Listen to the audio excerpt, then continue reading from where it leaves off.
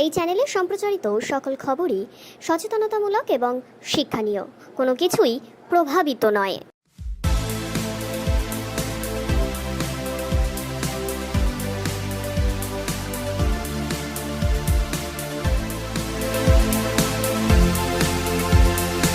আরজি করে প্রতিবাদে আজ আবারও চিত্তরঞ্জন মেডিকেল কলেজে দেখা গেল বিক্ষোভ। চিত্তরঞ্জন মেডিকেল কলেজের পরিস্থিতি আজও দেখা গেল উত্তপ্ত হতে। ডাক্তারদের ঘিরে গো ব্যাক স্লোগান, পাল্টা স্লোগানে উত্তপ্ত হলো পরিবেশ এবং সেখানেই বিধায়ক স্বর্ণকমল সাহা এবং জাভেদ খান কিছুক্ষণের মধ্যেই এসে উপস্থিত হন ঘটনাস্থলে। দেখাবো সেই চিত্র।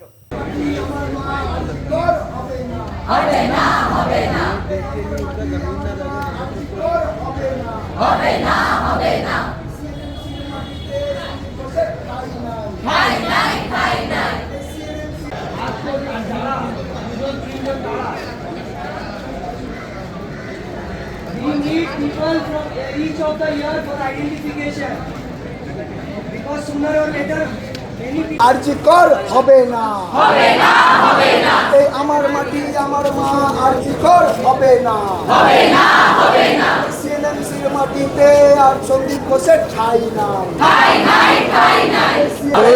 আমরা প্রথম থেকেই বলেছি, আমরা যে যারা দায়ী সমস্ত কর্তৃপক্ষকে, মানে যে সমস্ত দায়ী কর্তৃপক্ষ তার মধ্যে আমাদের প্রিন্সিপালকে আমরা সম্পূর্ণ পদত্যাগ চাই। মানে কোনো কলেজে কোনো অ্যাডমিনিস্ট্রেটিভ পদে তাকে রাখা চলবে না।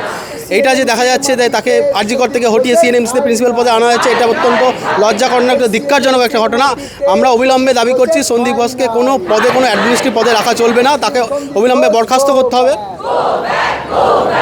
আজকে সন্দীপ ঘোষ যখন যোগদান করবে বা দায়িত্ব দিতে আসবে, তোমরা কি তাকে ঘিরে বিক্ষোভ দেখা বা তার ঘর তাড়া দেওয়া এইসব?